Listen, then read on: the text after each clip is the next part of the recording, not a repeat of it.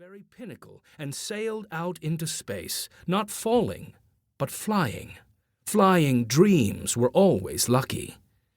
His lucky day was always a holy day, and this day, the Feast of Kamali, admittedly a minor holy day, was the first holy day to have fallen since his dream. Today, without question, was the eventful day.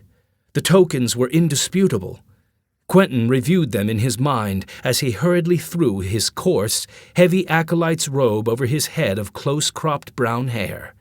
He stuffed his feet into baggy stockings and laced the thongs of his sandals around them tightly.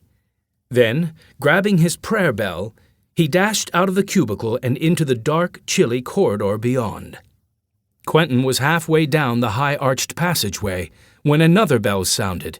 A deep, resonant peal rang out in 3 short intervals, a brief pause, and then 3 again. Quentin puzzled over the meaning of this bell. He had not heard it before that he could remember. Suddenly, it came to him. Alarm. He stopped, confused. As he turned to run toward the sound of the bell, he collided blindly with the round, fully padded form of Bjorkis, one of the elder priests. "Oof, lad!" cried the priest good-naturedly. "No need for panic." "That was the alarm bell just now," cried Quentin, inching around the puffing priest. "We must hurry." "No need. The servants of Ariel do not run. Besides," he added with a wink, "that was a summons bell, not the alarm." Quentin suddenly felt very foolish. He felt his face coloring. His eyes sought the stone flagging at his feet. The jovial priest placed a heavy arm on Quentin's young shoulders. "Come, we will see what drags us from our warm slumbers so early on this chilly morning." The two moved off down the corridor together, and shortly came to the vast entrance hall of the temple.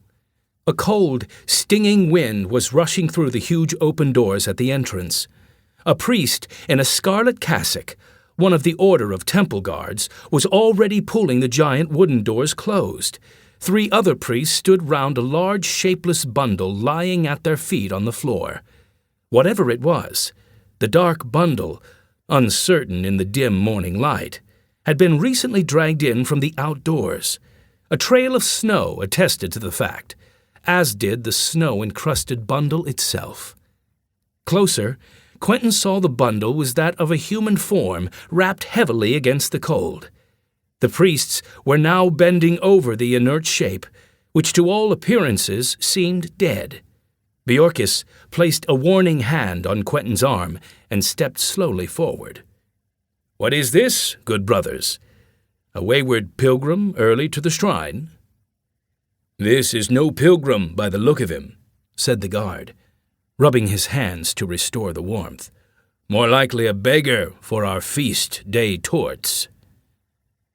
"Then he shall have them," replied Bjorkis. "He is past nourishment," observed Isash, the eldest priest of the temple, whose symbol of office was a long braided beard. "Or he very soon will be, I fear." He tapped his sacred white rod and stirred the air in front of him, indicating that the man should be turned over, the better to see his face. 2 junior priests knelt down over the lifeless form and gingerly tugged at the wider part of the bundle, which formed the man's shoulders. The priests, overly careful not to defile themselves, lest they should find themselves touching a dead body, ineffectually jerked at the corners of the rough fur skins the man wore for warmth. Bjorkis watched the timid struggle with impatience, finally exploding. "Get out of the way! I'm not afraid of Azrael. My hands have touched worse." He stooped over the body and rolled it into his arms. Quentin, moving around the perimeter for a better look, gasped at the sight. The man's face was ashen white, and his lips, pressed together in a thin line, were blue. He appeared completely frozen, but even as Quentin looked on fearfully, the man's eyelids flickered. Bjorkis, noticing the remnant of life, ordered one of the junior priests away. "Bring wine, brother, hurry, and a vial of unction."